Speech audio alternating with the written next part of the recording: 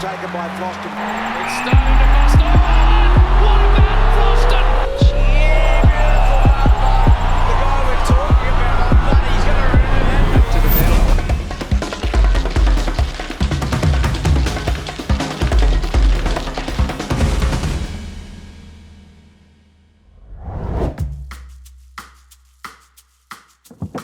We're just going to go to Jan Jack. It's a beach break, so the sand's on the bottom, so the trainer has no risk of hitting reef and hurting himself or the board. I surfed like a lot when I was younger. We went on holidays and stuff, and then I couldn't with school. Some weeks we had like Taj coming down, Jonty coming down, Train and Liam Fawcett, and like none of them had wetsuits, none of them had boards. So I had like 5 of my wetsuits all being worn. They were all riding my boards, like crashing into each other and stuff. So now I forced them to buy their own shit.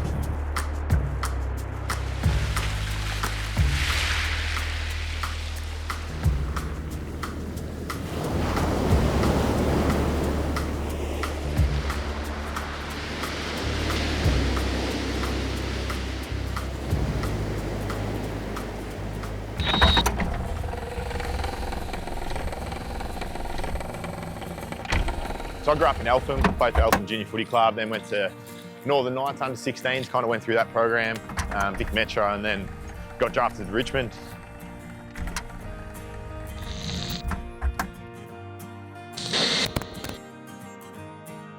I'll be honest, I didn't do that too well at school. Didn't really have much else going for me, so I had a gap year between finishing school and getting picked up just because I finished when I was 17. So I was just lifeguarding. I went to uni for a bit, but I ended up dropping out because I hated study. So yeah, it was kind of footy or bust for me.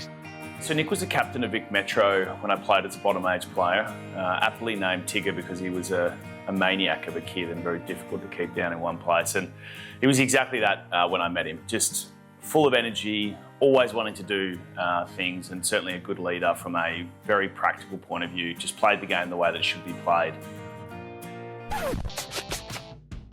Fast forward to 2012, he gets drafted. Selection 9, Richmond.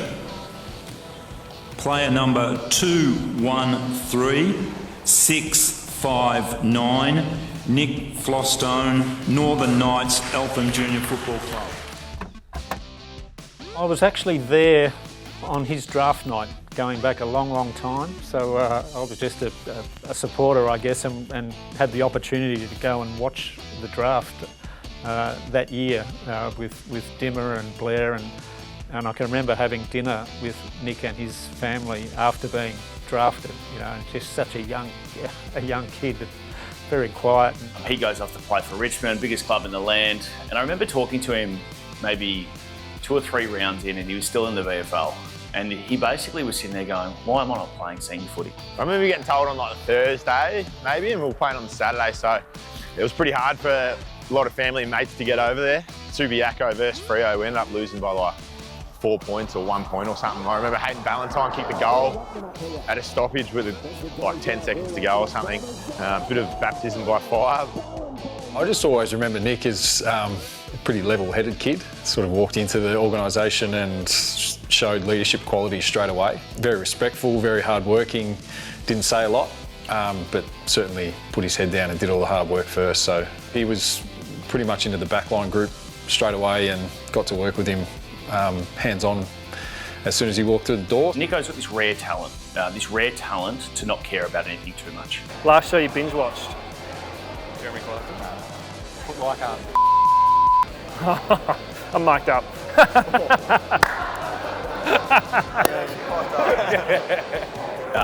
And that's not to say that he doesn't invest heavily in his footy or to get the best out of himself, but he just is not flustered by either the opposition, by the stage that he's playing on, whether the game is going well or not for him or for the team. He just is as cool as a cucumber all the time. It's been something I've always been very jealous of him. He was always really easy to play with. The one thing about Tig was that he was always really reliable. He's able to be really level-headed regardless of the scenario.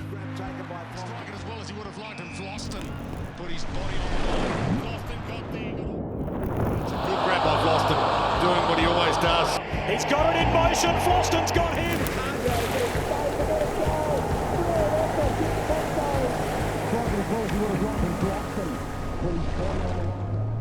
First couple of times I took him out, I thought he was maybe a bit more advanced than what he was, and he's probably lucky to still be here. Nah, it wasn't that bad, but he just didn't catch any waves and he was sitting pretty wide, so the sets wouldn't get him. The best surfer is the one who has the most fun. Yeah, and I have the most fun. It's pumping. Brand new wetsuit brought to you by Liam Fawcett. Famous for my shoe wax jobs, no.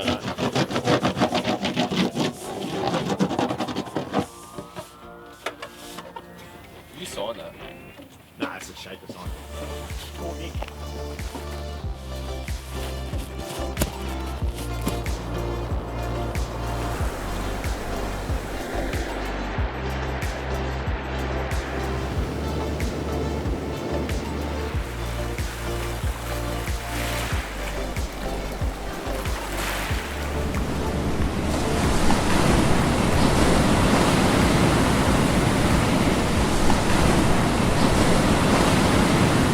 Every Christmas we used to go up mid-north coast. That's where both my parents are from.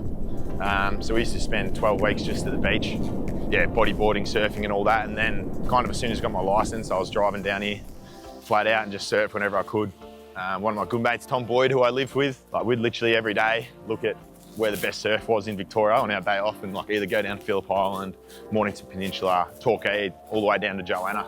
You know, surfing or golf or studies or anything like that the players do outside of the game gives you something to work on and grow within in your own life other than just this all-consuming and you know, sort of all-meaning game of footy. And so to get away and to be able to actually go and do something practical, do something healthy, do something fun with mates that takes all of your attention and really gets you in the moment is incredibly refreshing. Pretty much every off-season I go to either Bali or somewhere in Indonesia. We've got a little crew that we go to the Mentawai Islands with every 2 years. But basically go to the most remote parts of the world, these tiny island chains off the coast of Sumatra, crystal clear water, coral reef, palm trees, and we basically just go over there and we surf 8-9 hours a day. It's just one of the greatest experiences you ever have. It's just completely disconnected from footy. We come back fit, we come back in good shape. So we've got another one booked this year and some of the young boys have jumped on, so we'll see how they go over there. The lack of attention to detail and defensive structure. It's embarrassing, verging on unprofessional. They are disinterested. They've given up, showing no fight whatsoever.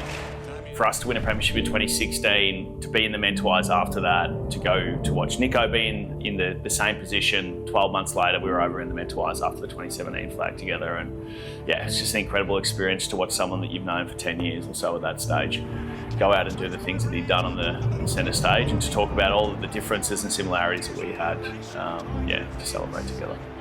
2017, bit of a blur to be honest. Like after 2016 where we were so bad, like I think we lost the last game by 100 points against Sydney. Like we had no expectations on us.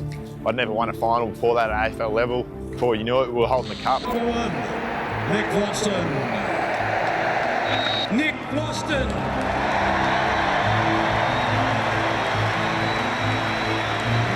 Nick Vlastuin. 2020, it's probably one of my funnest years to be honest. Stuff was so bad back in Melbourne and then we got moved up to Gold Coast and living with like 40 of your best mates. While we couldn't like go to cafes or restaurants and that, I think we were pretty fortunate to get up there when you hear what Melbourne was like.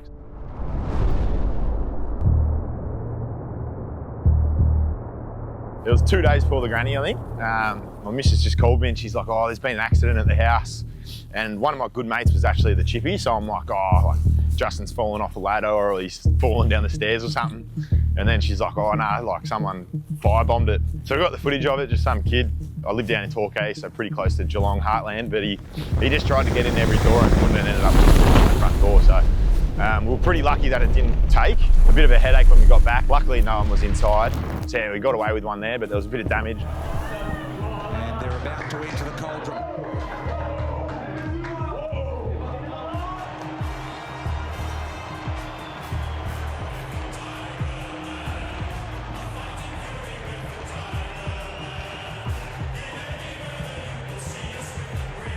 The grand final, I can't remember too much to be honest. I didn't know it was a night game until a couple of years later, like I just couldn't remember it. It's the same stakes, it's the same energy.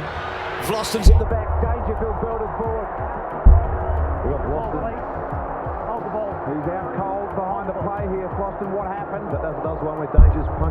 followed through. Yeah, wow, quite a while. So he looks okay. He's taken the tape off his thumb there now, but I think it looks pretty ordinary for him. Backs against the wall as well. We were travelling every week. My family was all back here. My missus didn't come up, so it was just me and the boys. Still got the medal, so I'll take that. Nick Vlastuin.